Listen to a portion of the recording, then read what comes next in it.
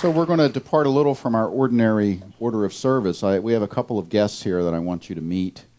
Reverend Judith Churchman and Reverend Bob Luckin have been part of this organization, our larger organization, for, decades, even though they're very young. And they have just left their pulpit in Redding, California, and are on their way to Florida for their next adventure. And they stopped in, and Reverend Bob is the person that did the artwork on the side walls.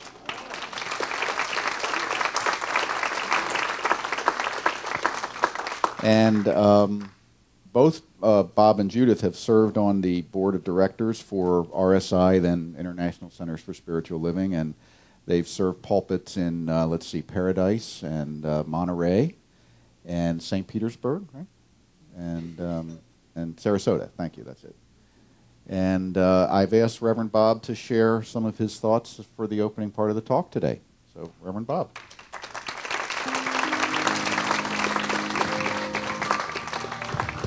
It's an honor to be here and to be able to talk for 3 hours and 21 minutes. Give or take a couple of minutes. Right? So the theme today is sacred community, and I want to recognize sacred community. You may not know this, but you're my community. I say you may not know this because when Reverend Jim called me and said, I'd like to have some artwork for the sanctuary, you became part of my community because the artwork that I created hadn't yet come into existence. It wasn't artwork that would ever come into existence if it weren't for a call from someone who represented community.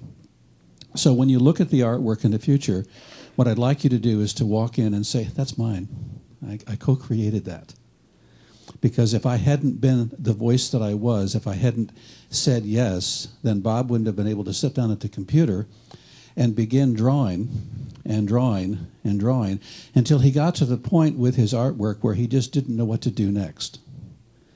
Have any of you ever adventured into creativity where you get to the point where you don't know what to do next? It's a marvelous moment when some of us quit and others of us make up a wonderful story about why it's not a good idea to go any further. And I call that the edge of God. That's when you're on the edge. You see, up until then, you're having what I call a near-life experience. It's close. It's good. It's been rehearsed. You've done it before. It's this close to a real-life experience. See, the real-life experience is when you get to the edge, the very edge, and you absolutely do not know where to go or what to do next. And if you think about it, why would God talk to you any other time? Because you've already got it all figured out. When was the last time you said, God, I don't need any advice. I'd just like to have somebody talking in my ear. Would that be okay with you? I mean, my dialogue is so interesting, and I'm so interesting that I actually don't have a lot of listening for you. But if you want to talk, I'll give you some attention. You see, that still small voice is usually a still small voice because our voice is so big, and it's so constant. So when we get to the edge, that's what I get to in creating my artwork. When I get to the edge, I don't know where to go because there's something calling that is bigger, richer, fuller, more magnificent than I've ever actually been able to experience. And it's right there wanting to come into existence. That still small voice then says to me, try this. And my big voice says, I did that before, it didn't work. And that still small voice says, if you don't want me to get smaller, you may want to make a bigger effort in the direction of the leading. To which I say, well, first off, you don't talk that often, so why should I listen to you? I mean, I know you're God, but me too. There is only one life, that life, and it ends up with, it's my life, So I listen, and I begin to work, and I begin to work on that wonderful edge, and I begin to see things I've never seen before and experience things I've never experienced before, and I begin to move into a world that isn't the world I normally live in, and I call that my real-life experience. And when I get all done, I know I've been in a wonderful place because when I get all done, what I notice is, wow, that's not something I could actually do. When other people will walk up and say, that's amazing, I say, I know. And they'll say, well, you've got some ego. I said, no, it's not ego. I'm as surprised as you are. I sit down to work thinking I'll come up with something, and I do come up with something which is the entrance to something greater. And it's tough to do that because your ego doesn't want to do that. Your ego says, I actually had that figured out a long time ago. If you'd listened to me and worked another 25 or 30 years, you could have done that. Oh, sure, God helped you, but do it in 10 minutes. So I've created 11,000 images, and I have them all on hard drives. And every now and then when I get into that point, some of you have this happen to you, you get to that point where, I don't know, I don't have any more ideas, there's nothing else I can do. And I just start looking at it. Gee, I could actually go back and work on that one. I could go back and work on that one. And then before long, I don't want to work on that one, I want to work on this one. How many of you want to work on this life, not the life you've already had? How many of you are working on the life you already had, and you've got it pretty close to perfected? Because as a storyteller, you can keep telling the story of the life you've already had in such a way that it gets better and better and better. And if you're not careful, that'll be the only story you have. So tell me about today. I haven't gotten to today yet. I'm actually about a week out. But so far, the story, the way I've got it told, is going really, really well. And so you want to begin to move into this wonderful place called I don't know. I just don't know. And I'm curious. And I'm interested. That's where the artist lives, and that's where the terror that the artist has lives. I just don't know. So I get a commission. I want it to be this big. These are the parameters, and I'd like it in these colors. And I think, wow, this is incredible. Oh, my God, I can't do it. And I do what some of you do. I begin to work very, very hard on getting the office or the area that I'm going to work in cleaned up. And I get it all cleaned up, and I think, this looks like an area I could create in, but I'm kind of hungry now. It'd be a great idea to have a sandwich. You can't truly be creative without a sandwich. And I don't have the things for the sandwich I really need, so I'll go to the Whole Food Market. That's always an inspiration. Or if I'm not feeling that creative and I'm kind of slumming, I'll go to Costco, where they have enough things before I get to buy anything to eat that I'm already satisfied. And I come home with 25 rolls of toilet paper. They were on sale. I know I bought them last month, but they were on sale. I need them. So we have a closet now of toilet paper. We look forward to guests, so we have toilet paper. Anyway, I can't go there because we're going to be on the air. So I come back, and what I notice is my tendency is to put off being creative, the one thing I like to do best. Because I put off living on that edge where I don't have it figured out. And having it figured out seems to be the thing that human beings try to do right from the very beginning of the first time they wake up. It's like, what is this? I don't know. Let me figure it out. And the trouble with figuring it out is it's a blank. It leaves you in a blank space. There's no place you can go after you get it figured out. You really have to stop figuring it out and say, what if I didn't know? I had this wonderful experience yesterday. I've got to share this because I'm officially a Californian. I've lived in California now for 12 years, but you're officially a Californian when you come here. And you get invited to a wine tasting. I knew I was in California totally. And there were 20 bottles of wine lined up. And I got up my AA card. I said, no, I don't need this. And I don't actually have one. So 25 bottles of wine lined up. And there were some wine connoisseurs. These are people who have developed a vocabulary for describing wine. And they began to describe the wine, the bouquet, the subtleties, the way the wine begins to talk to you before it enters your mouth, and then the conversation it has once it's in your palate, not a mouth, sorry. And as it begins to express itself and to tell you its secrets and to tell you how it's different from another wine. And I listened to this and I thought, oh my God, we ought to do this in our centers. Here's what we ought to do, not wine. It would be more fun, but we'll line 25 people up in a row. And we'll get the connoisseurs to describe them. And I thought, we don't have a vocabulary for the sacred relationships. We have a vocabulary for wine. And I thought about my beautiful wife, Judith. Stand up just for 1 second, Judith. Please, you've got to stand up just for 1 second. Yeah. She's my sacred community. Yeah. And I thought, what if I said, Judith, when you woke up this morning, there was a subtleness of energy that was expressing itself. And when I kissed you, there was an aroma of love. It had a bit of a spice to it. There was some warmth, a bit fruity. but not so much that to interfere with the overall substance and quality and character and magnificence and beauty of you. And she would say, Bob, what drugs are you using now? But think about it. Wouldn't it be interesting if when you went home today, you began to think about your lover, your significant other, at least as much as a fine wine? And the words that you used to describe them were thought outwards, like, I love you. Okay, yeah, got it, thanks. Bye, honey, love you. How many times have we done love you? I mean, really, yeah, right, totally. I'm California. Yeah. We see, what happens is we haven't developed the vocabulary to go with sacred. And we really need to do that. And I'm inviting you this week to look at each other and say, what is it that's special and how could I describe it if I needed to? Imagine that each of you is a poem, a magnificent poem that has received the most amazing honors. And your job is to simply look at the words and ask yourself, what do they mean? How did they ever come together like this? How are they expressed? Isn't this beautiful and magnificent? And here's what happens. It's so exciting. Of the 25 bottles of wine that were corked, when they were uncorked, they were just uncorked bottles of wine until people began to experience and tell the other people how great they were. And you watched the value of the wine increase as the people's description of it got better.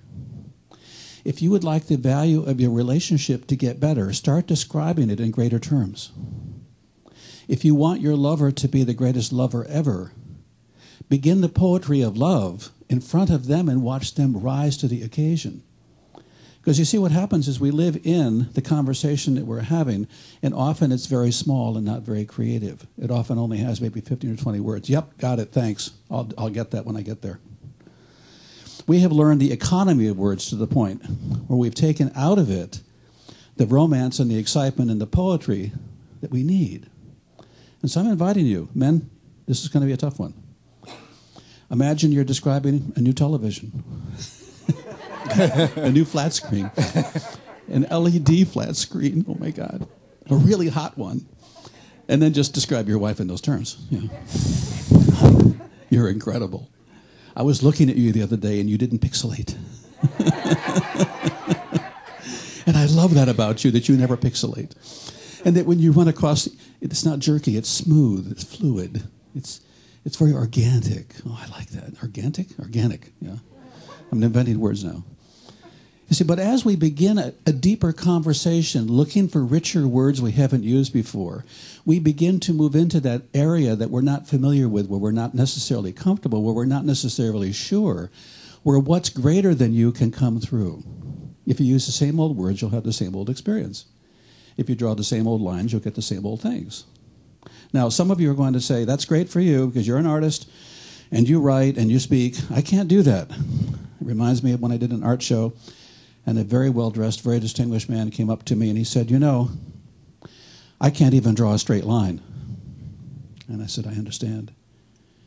I didn't know how to draw a straight line for a long time, so I used a ruler.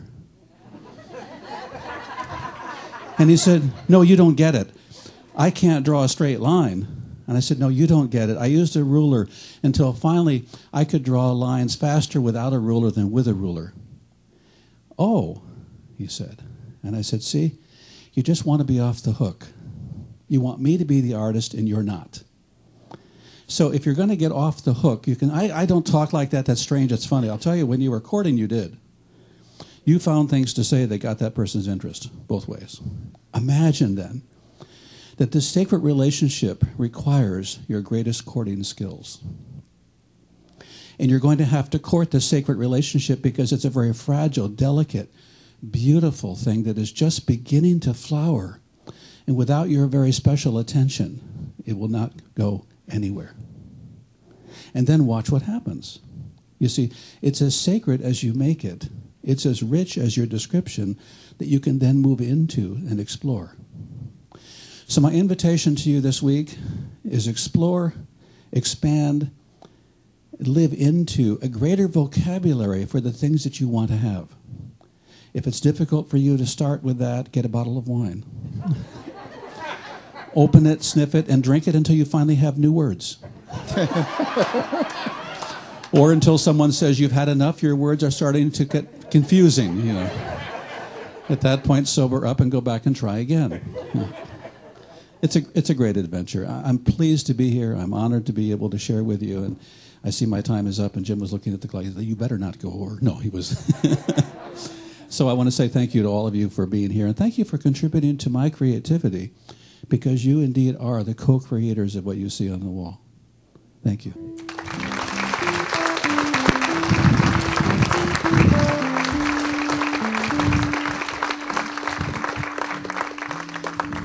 Yeah, you know, when we think about community, and thank you so much, Bob, for that brilliant talk. Bob's so much fun to be around. He's a therapist. He's a stand-up comedian. He does DUI traffic school. And he used to raise, was it alpacas? Llamas. He used to raise llamas. So he gets bored easily. And Reverend Judith and I shared the same teacher, Dr. Bill Tolliver, who I had for most of my instruction. She had for the last part of her ministerial class. So she was from the Fort Lauderdale area as well. So the reason I bring that up is that the community of those of us in this teaching goes beyond this building, goes beyond this group. And when we go to our events, and some of you have been to Asilomar, up in Monterey, where we have our summer conference, and other events that we have, we begin to realize that we're part of something larger. We're part of a movement of people who take these spiritual principles to the world. How do we do that? Well, we do it by living our lives as best we can according to the principles. They say we don't really proselytize. We don't really go out and try to convert people. Frankly, because it tends to be a waste of time. It really is. When somebody's ready to find something, you can't keep them away from it. So what we do is we let people know we exist, but we let them find us on their own. And most of you, I'm sure, did that. Although I'm sure some of the men were dragged in by the women you were with, but that's another story. But most of us find this on our own. And they say when the student is ready, the teacher appears. And when you're ready for something new in your life, the universe tends to provide it. And if you're paying attention to some degree, you're able to take advantage of what's shown up. And that's part of this idea of community here, too. When I go to my interfaith luncheons once a month with the Conejo Valley Interfaith Group, which is really wonderful. I'm going to one Tuesday at the Islamic Center up in Newbury Park. I talk with the other clergy members, and we don't really talk about what we believe. We just want to get along. So we try to support each other as clergy, and there are some similarities in our experience. Some of the issues that come up, and some of the frustrations, and some of the joys as well. But what I find when I listen to what's going on, and the experience I have with many of the other religious teachings, is that there are elements that are part of their traditions that aren't part of ours. For example, guilt. Now, we don't use guilt. Now, some of you are guilty, feel guilty, and you show up because you feel I'd be guilty if I didn't come to church on Sunday, but that's not part of the deal here, right? Whereas if you're Catholic, for example, I was raised Catholic as a child, it's a mortal sin if you don't go to church on Sunday. Now, that gets people to church. Pretty much. Not always, but pretty much, right? But they don't want to be there. So it's a different dynamic, right? So you have a bunch of people sitting there going, oh, when's this going to end, right? Come on, Dominus Vobiscum. Let's go. Oh, look, everybody's going to communion. It's going to take forever.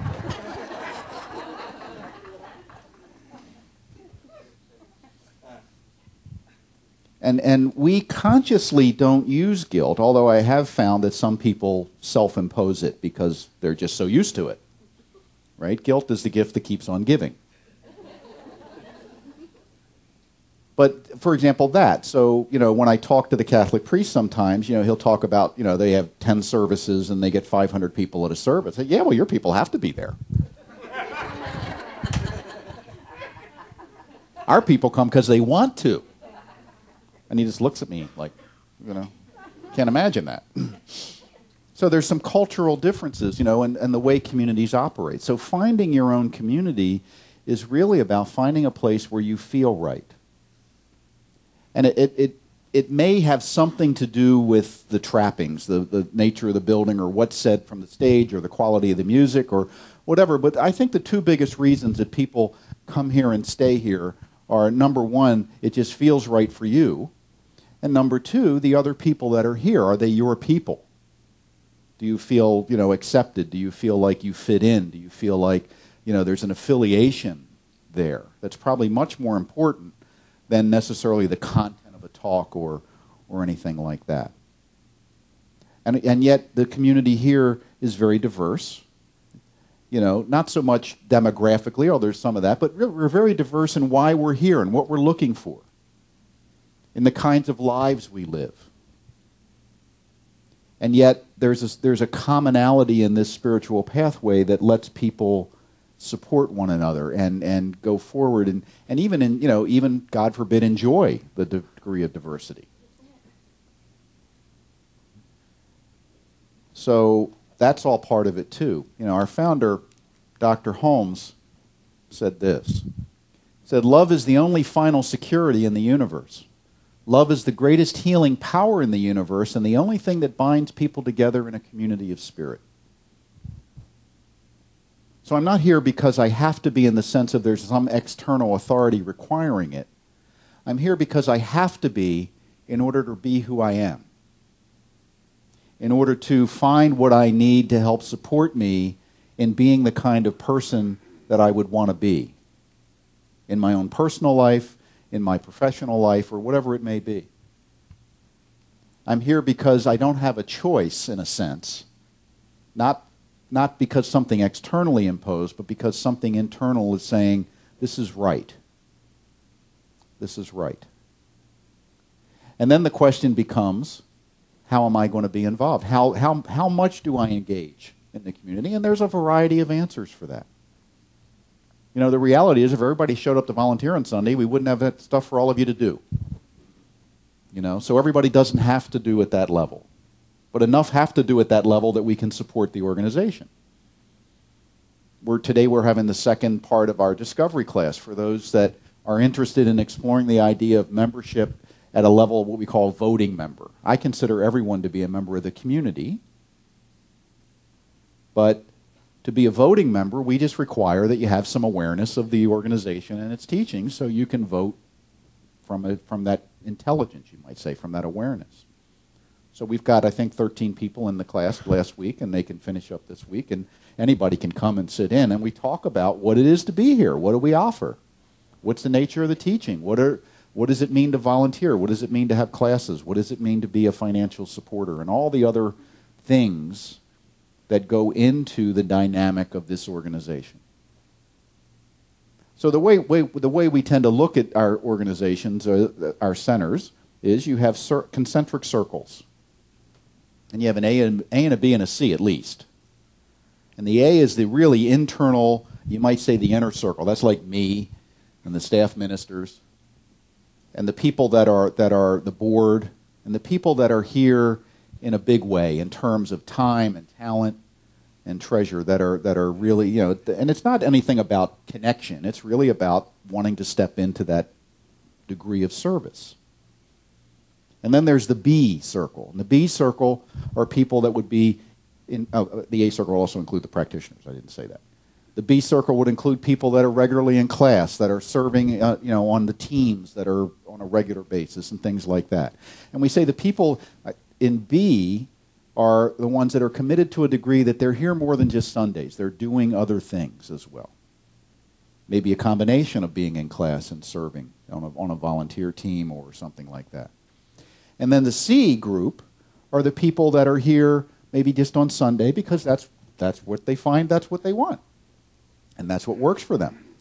It's not about one's better than another. It's just the dynamic. And in any organization, you're going to have your A's and B's and C's. But, we've done some scientific study of this stuff. And we know this. It takes 50 people coming into C to get one into B. So, 50 newcomers come in. And, come up, maybe 50 come in, 20 come back a second time. And so forth and so on. And then you get one out of that whole 50 that comes into the B group, becomes a regular student, becomes a regular volunteer. And it takes about 50 to 75 in B to get 1 in A. That's just the dynamics, and that's true for pretty much any size congregation. And we just know that. So God love the people in the C group. Keep coming in. Some of you are churning through. It's called the revolving door, but that's fine. I don't begrudge that at all. But there is that dynamic. So the people in the C group are in receivership. They're here for what they can get. Absolutely appropriate. What can I take away from this in terms of self-improvement, in terms of making friends, in terms of getting a date, whatever you're looking for. Come on, I know. And the B group, we say, are in ownership. The B group say part of my connection to this organization, to this community, involves being engaged at a level beyond that what I would call more casual level. And we say the A group is in stewardship. That their primary involvement in the community is to give, and only secondarily to receive.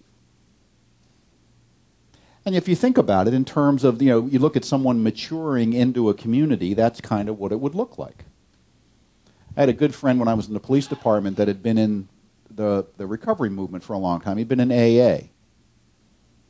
And he'd been 26 years sober, something like that. And I said to him, and he believed in this teaching, by the way, and we would have conversations. I say, well, Dave, don't you believe that alcoholism can be healed? He goes, of course. I said, well, why do you still go to 3 meetings a week? He said, because I go to be sponsored. I go to serve others. I said, that's my role now in the organization. I'm there to give. I'm not there. I don't need it anymore. He says, I could drink if I chose to. I choose not to.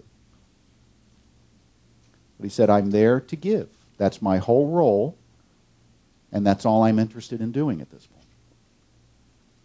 So you can see that can be kind of a natural progression. Not for everybody. Everybody does. That's not everybody. You don't need everybody to get into the A group. It wouldn't work if everybody was in the A group. We'd be a club. So the dynamic nature of an organization just says this is the way organization works. Now, why do I talk about this when we talk about community?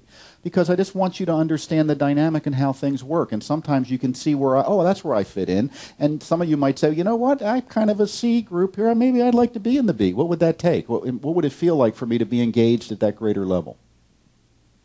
Or you might be in the B group, in terms of the level of commitment and involvement. You might say, well, maybe sometime I'd like to get into the A group. Maybe I consider running for the board or being an adjunct or something like that. And others might very appropriately say, no, I'm not interested in that. In any organization like this, it's fairly dynamic. The largest group will be that C group at any given time. And that's fine. So we understand how this works in a sense. You can kind of get a feel for it, and we design a lot of our programs to help people to make the decision of how they want to be involved. Some people just come on Sundays and are in the men's group. Some people want to take classes and want to go on and become practitioners or even ministers. So they're very much interested in that educational track. Other people love being in service, love being on a greeting team or working in the bookstore or helping in the office or working with the kids. And they might do that for a long period of time, and they might get more involved and take on 2 or 3. We have people that take on 2 or 3, even 4 different volunteer positions because they love to be in that sense of service. And the understanding we have here is you are in service for your own benefit first. It's not about guilt. If you're not supporting yourself, you're not supporting the organization. So why do you go into service? Well, people figure it out once they get into service for the right reasons, what a joy it is to be in service. It's fun. It feels good to help others. It feels good to be the person that gives people a hug when they come in the door. Or to make the coffee so people can enjoy the coffee. Or to put everything away. because it's all part of creating the experience, you know. I had a really interesting experience one time when I was pretty new. I was in Baltimore, and we were meeting in a community room at a mall. We used to say, you know, it was called Religious Science Baltimore at the time. Religious Science Baltimore, meet at Hunt Valley Mall for your shopping convenience. And we had a 10:30 service. When we got out, the mall was open. So we'd come in the back door, you know, and at the end we'd open the front doors, and half the people would go out in the mall and have lunch or shop or whatever. And one morning, it was January, and it was about 4 degrees out. And the way we worked it was I'd get there at 9 o'clock, and there would be 4 volunteers that were supposed to be there, and we had to set up everything. It was just a bare room. It set up chairs. I brought in a van. I had the sound system and all the other stuff. The bookstore, everything had to be set up. And I get there at 9 o'clock, and everything is ice and frozen, and it's, you know, the room is chilly, and I go inside, turn on the heat, and I'm setting up chairs, and it's 9:15, nobody's there. It's 9:30, nobody's there. I'm setting up chairs, start to put up the sound system. And about 20 minutes to 10, one person comes in, says, "You need some help?" I said, "Yes." He goes, "Well, I'll make coffee." I said, "No, we don't need coffee to have a service. Let's finish setting up the chairs, make sure everything is set up so we can do the service." So they did that. And about, you know, 10 of, or 5 of, or 5 after, people start coming in for service. And there's no coffee, and it's 4 degrees outside. So as I started the service, I could see people looking around, because usually you come in and they get the coffee and they'd sit down with the coffee, you know. I don't see any, that coffee pot's empty. It's laying on its side, in fact. And I just said, the people that were scheduled to come in to make the coffee didn't come in. You know, we did the things that we needed to do to get ready for service. There won't be any coffee today.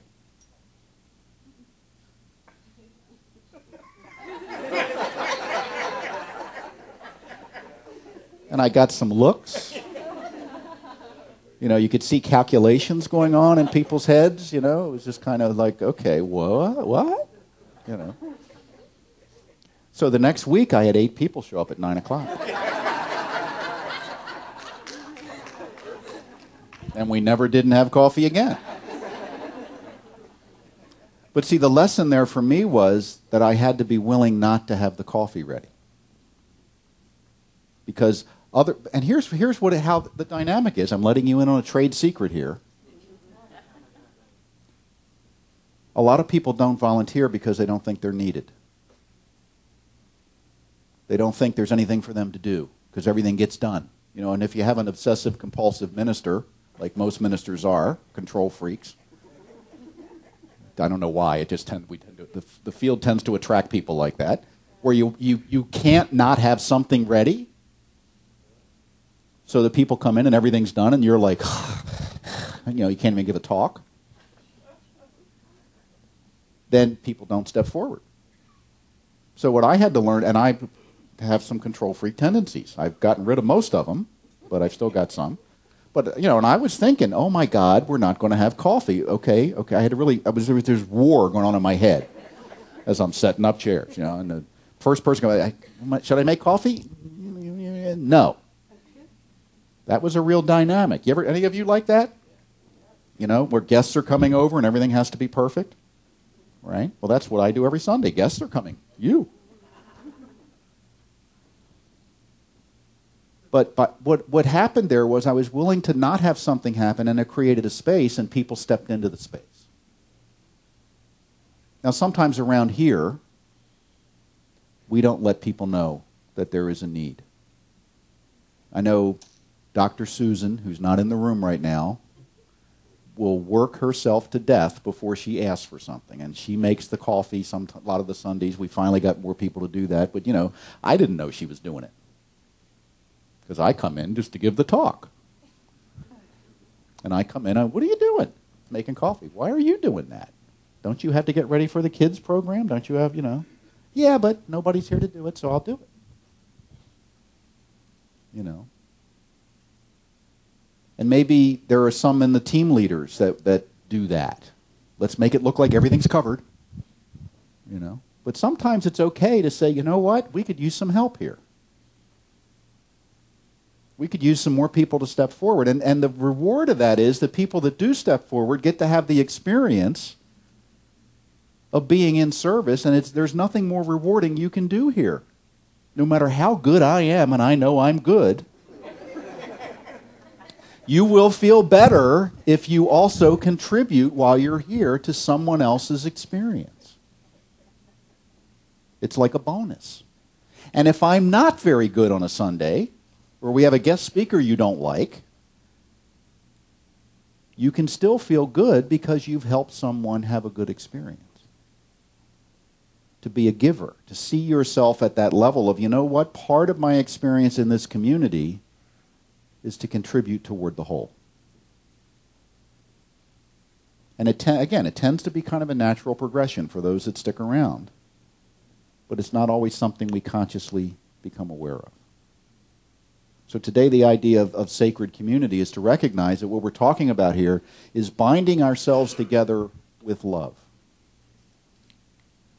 A respect for one another, a respect for this great teaching, a respect for the community, for all that have come before. You know, if Dr. Dennis hadn't gotten a burr in his head about setting up a community here, we wouldn't be here. And if Ernest Holmes hadn't relented and decided, yeah, let's have churches, we wouldn't be here either. So think of all the things that had to happen, all the people, all the coffee, all the stuff that's had to go on over the years, all the treasurers doing the treasurer's reports, all that stuff. To make it look like you can walk in here and it looks like it's just automatic. It probably takes 24 to 26 people to open the doors on Sunday when you add up all the volunteers. And if you're not thinking about that, you don't know it.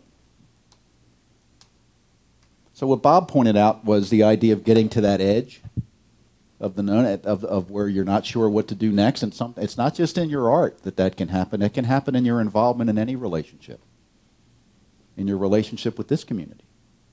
You know, making that step to step into classes, maybe. Making that step to get into a regular volunteer team. Making that step to maybe go into leadership.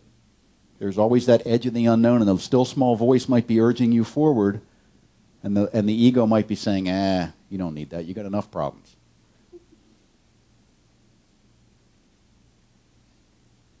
But we continue forward, and we are dynamic because enough people say yes to that, to keep us moving forward. So that's what community is all about. And I don't say it enough, but I love you. And I love being here, and I love this, I get to do what I love to do. And I get to do it with people that I care about. And I get to know that there's a larger community that these two represent today, that when we go to the conferences and we go to other things, that there's millions of us out there that believe this teaching and want to live this teaching and want to bring it to the world. And that's part of making the coffee here today, too, that it enables that. So thank you, and namaste.